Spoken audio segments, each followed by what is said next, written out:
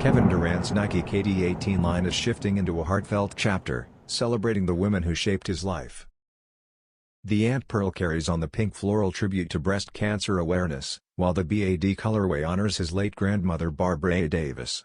Adding even more meaning, the Wanda Pratt edition pays homage to Durant's mother, famous as the real MVP, with a design echoing the Houston Rockets' team colors.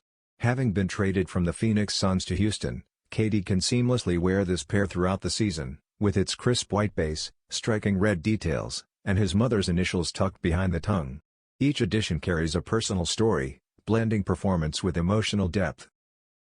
Though Nike has not confirmed an exact date, fans can expect these $155 sneakers to launch in October or November, anchoring the KD18's sentimental era.